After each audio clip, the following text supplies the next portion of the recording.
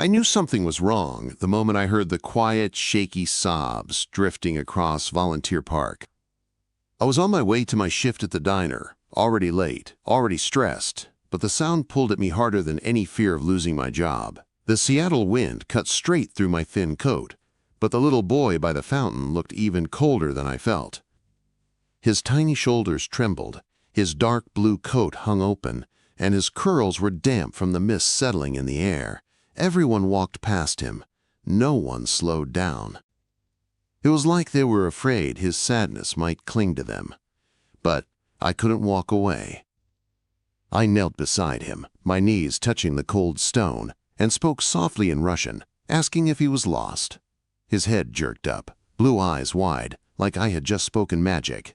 His crying stopped mid-breath, replaced by a startled silence. I felt his tiny hand reach for mine, trembling, as if he wasn't sure I was real. The moment our fingers touched, something warm flickered inside me. I didn't know we were being watched. Behind tinted glass in a black Bentley at the edge of the park, a man sat frozen behind the wheel. Later I would learn his name, but in that moment all I sensed was a shift in the air, like a storm rolling in without warning. I kept talking to the little boy, weaving a simple story about the fountain being guarded by friendly, invisible creatures.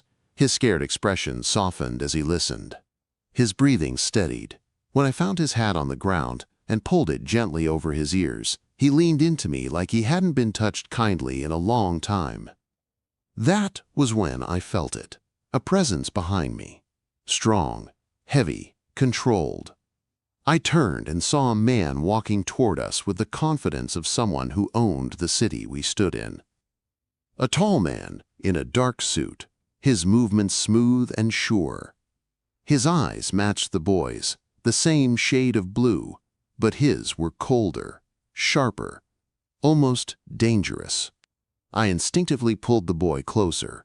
The boy suddenly slipped from my hand and ran to him. "Papa!" The man knelt and caught him with surprising gentleness. He spoke to him in Russian, too soft for me to hear, and then checked him like he might fall apart in his arms. Everything about him screamed authority, power, control. But his eyes softened when he looked at his son, even if only for a moment. He approached me with the boy in his arms. Up close, he was overwhelming. His suit looked hand-tailored, expensive in a way I had only seen in magazines. The air around him felt charged, like electricity. "You speak Russian to my boy," he said. Not a question, a fact. His accent was unmistakable. I nodded, tightening my grip on my book bag. I studied Russian literature.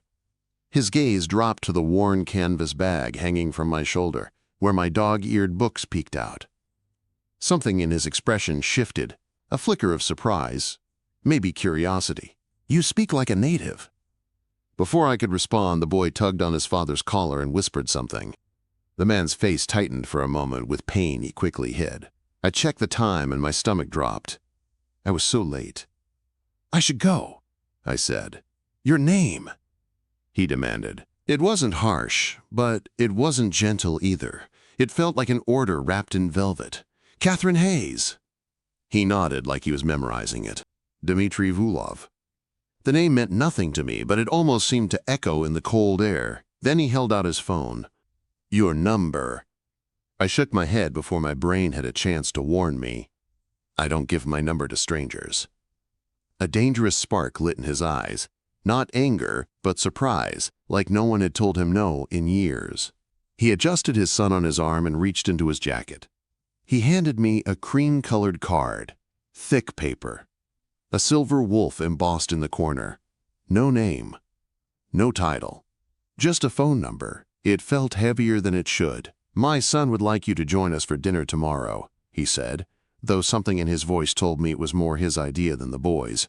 I hesitated, torn between common sense and the pull in my chest when I looked at the little boy's hopeful eyes. "I work evenings," I said. "Then lunch." He countered immediately. There was no room for negotiation. No space for excuses. 1 hour. I agreed, feeling like I had just stepped toward something I didn't understand. He watched me walk away, his gaze following me with quiet intensity. I didn't know then that his men were already gathering information about me. I didn't know that my life had shifted on its axis the moment I whispered Russian to comfort a crying child. I only knew that when I turned the corner and hurried toward the diner, my heart felt different, as if something had started that I could no longer stop. And I had no idea who Dimitri Vulov really was. I woke up the next morning with sunlight warming my small apartment, but something felt off. A strange heaviness settled in my chest, like the world had quietly shifted while I slept. When I looked out the window, I froze. A sleek black car was parked across the street. It wasn't the same one from yesterday, but it didn't feel like coincidence. My roommate Zara glanced up from her nursing books when she saw the look on my face. I told her everything. The crying boy, the Russian, the father, the strange intensity. When I mentioned the name he gave me, her eyes widened. "Vulov?" she whispered. "Like the Vulov? The shipping guy? The one the news always hints about?" I laughed it off, but something inside me tightened. I tried to shake the feeling as I headed to the community center for my morning tutoring session with Russian immigrants. Teaching them English always grounded me. It reminded me of my grandmother, the woman who taught me the language and the love behind it. But today, the center felt different. As soon as I walked in, the director, Mrs. Baranova, rushed toward me with a wide-eyed look. "Someone made a donation," she whispered. She pressed a check into my hand. My breath caught. $50,000.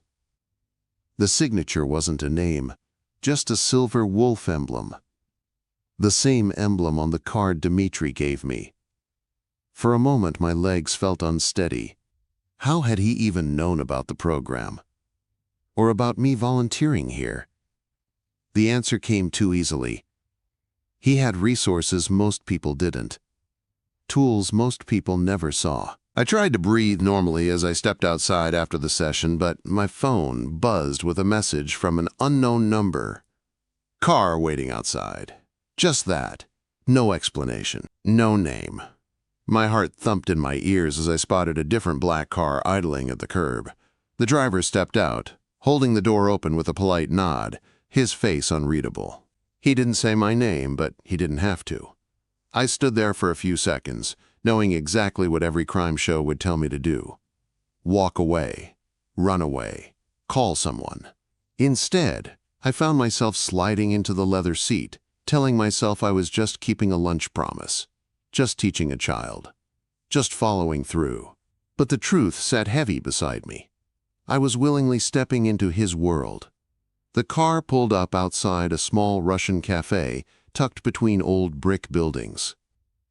I expected something expensive and flashy, but this place looked warm and humble, like someone's grandmother cooked in the back. When I stepped inside, everything smelled like butter, dill, and fresh bread. And then I saw him. Dimitri, the man who looked like he belonged in a boardroom or a war room, yet somehow looked completely at ease in a tiny restaurant booth. His son, Alexei, sat beside him, coloring quietly but looking up with bright eyes the moment he saw me. He practically ran into my arms when I reached the table. And something inside me melted.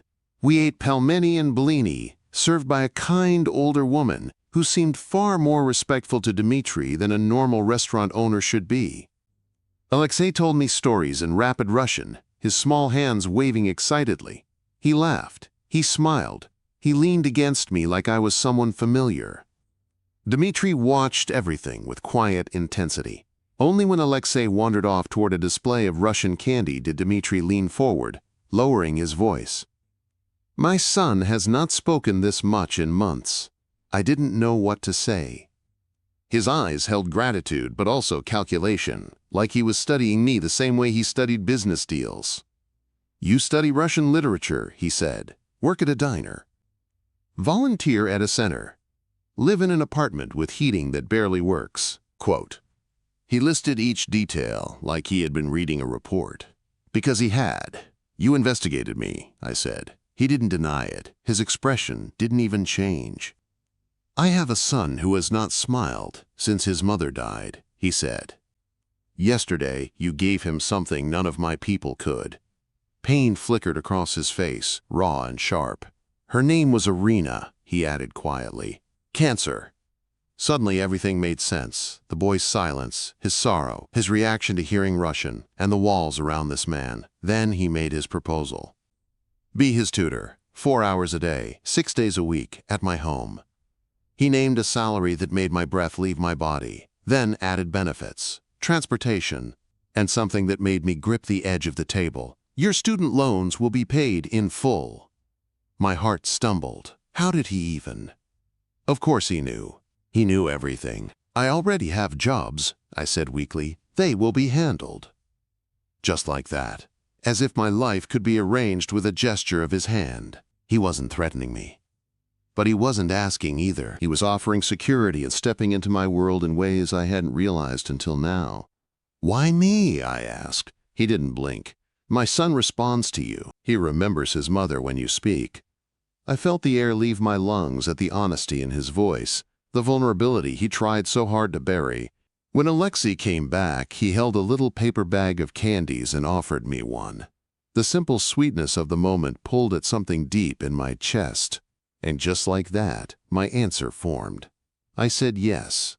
Not because of the money, not because of Dimitri's overwhelming presence, but because of the little boy who looked at me like I made the world safer.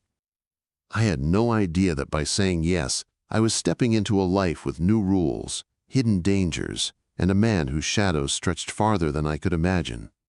I only knew that Alexei needed me, and I needed to see where this path would lead. My first day at the Vulov mansion felt like stepping into another world. The high stone walls, the guarded gates, the long driveway leading toward a waterfront estate that looked like something from a movie, none of it felt real. The man who greeted me at the door wasn't Dimitri, but a security guard, with an earpiece and a serious expression. His eyes scanned me like I might be carrying hidden weapons in my teaching bag. Inside, the mansion surprised me. I expected cold marble and expensive emptiness, but instead it felt warm, filled with art, music, and framed photographs of a woman with gentle eyes holding a little boy who looked very much like Alexei. Her presence lived in every corner. Fresh flowers stood on the tables. Her handwriting was preserved under glass in the library, soft touches that told me she had been deeply loved and deeply missed. The staff greeted me with warm politeness, but I noticed something in their looks, respect mixed with curiosity.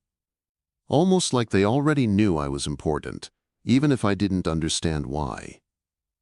Then I met Alexei in his playroom. He ran straight into my arms, chattering in Russian, as if we had known each other for years. His smile lit up the room. When he tugged my hand to show me a wooden puzzle of St. Basil's Cathedral, the room suddenly felt more alive. Teaching him was easy. He switched between Russian and English, holding my hand when he needed reassurance, leaning against me during reading time, giggling when I pretended to get words wrong on purpose. His grief didn't vanish, but he let me into the quiet spaces where it lived. And every time Dimitri watched from the doorway, I felt his gaze like a warm weight on my skin. He never interrupted, he only watched, and something softened in him each time. Weeks passed like this, until the day the vase broke. Alexei was pretending to be a dinosaur, stomping proudly across the hallway. His tail, made from a blanket, swung wider than he expected and knocked a porcelain vase off a pedestal. The crash echoed through the entire mansion, his face drained of color. His little hands shook. Before I could think, I swept him into my arms, holding him close. "It's okay," I whispered. "Accidents happen." He pressed his face into my neck, trembling. Then I saw Dimitri standing in the doorway, his expression unreadable as he stared at the shattered pieces of what he later told me was his late wife's favorite vase. I braced myself. So did Alexei. But Dimitri knelt beside us and gathered a few broken pieces in his hand, his touch gentle. "Your mother broke this same vase when she was carrying you," he said softly. "You were dancing inside her." Alexei lifted his head, confused and hopeful. When he saw the small smile on his father's face, he relaxed against me, breathing easier. Dimitri's eyes met mine over his son's shoulder. Something unspoken passed between us, something fragile and tender. That night, a small box appeared outside my door. Inside was a necklace made from a single piece of the broken vase, turned into a smooth blue pendant. There was a note in careful Cyrillic handwriting. Some broken things become more precious in their new form. I touched the pendant and felt warmth fill my chest. The boundaries I tried so hard to keep were starting to fade. Days became routines. Alexei flourished. The staff treated me like family. And Dimitri, he surprised me more than anyone. Sometimes he joined us during lessons and listened quietly. Sometimes he shared Russian poetry in a voice that wrapped around me like velvet. And sometimes late at night I sensed him passing by my door, checking the halls like he was making sure the world stayed safe. But there were moments that reminded me of the truth. Like the night, the alarms blared. Red lights flashed across the hallway. Armed guards rushed to positions. Pavel appeared beside us, with a gun drawn and urgency in his voice. "Stay with the boy." He guided me and Alexei into a hidden panic room behind the kitchen pantry. Heavy metal doors sealed shut. The air inside felt too still, too quiet. On a small screen, I watched armed men sweep the grounds, moving with a precision that made my chest tighten. This wasn't normal security. This was war-level readiness. Hours passed. Mrs. Petrova whispered prayers. Alexei fell asleep in my arms, his little fist clutching his stuffed wolf. I held him close and tried not to think about what was happening outside the steel walls. When the door finally opened, Dimitri stood there. He wasn't wearing a tailored suit this time. He wore tactical gear. His hair was mussed, his jaw tense, a thin cut bleeding above his eyebrow. His eyes found me first. "Are you hurt?" he asked, voice low and strained. I shook my head, unable to form words. He lifted his son out of my arms and cradled him close. For a moment, the hard edges of his face softened in relief. "Rival business interests," he said when I asked what happened. But the coldness in his eyes told me the truth was far darker. After that night, the mansion changed. More guards, more cameras, more silence behind closed doors. Dimitri disappeared into his office for 3 days. When he reappeared, he looked more dangerous than I had ever seen him. Whispers of Baranov floated through the halls. Security tightened. Alexei clung to me more. One afternoon he asked in a trembling voice if the bad men were coming back. I held him close. "Your father has many people protecting you. You are safe." That night I found Dimitri alone by the fireplace, a glass in his hand, shadows dancing across his face. He didn't look like a mafia boss. He looked like a man carrying too much. "You have questions," he said without turning. I sat across from him, feeling something inside me shift. Alexei asked me about the bad men. His jaw tightened. "I built this life to keep him safe," he said. "Even if it means doing things others fear." Something inside me cracked at the honesty in his voice. I should have been afraid. Part of me was. But another part saw the man beneath the darkness. The father, the protector, the grieving husband. "I should leave," I whispered, though my chest ached at the words. "If you leave," he said quietly, "he loses someone else he loves." The air froze between us, and I realized something terrifying. Leaving wouldn't save me, and staying wouldn't protect my heart. But for Alexei, and maybe for Dimitri, I stayed. Alexei's 6th birthday arrived with more formality than I expected. Dimitri had called it a, quote, small gathering. But when I walked into the main house that evening, I realized his version of small was wildly different from mine. The rooms were filled with guests, dressed in elegant clothes, servers carrying silver trays, and security discreetly lining the walls. It felt like a celebration wrapped inside a fortress. Mrs. Petrova had helped me dress earlier, choosing a midnight blue silk gown from a boutique delivery that appeared on my doorstep that morning. I tried to argue, but she just waved her hand and said, "The boss wants you to feel comfortable." I wasn't sure if comfort was the goal, because when I stepped into the room, Dimitri saw me and everything around him seemed to stop.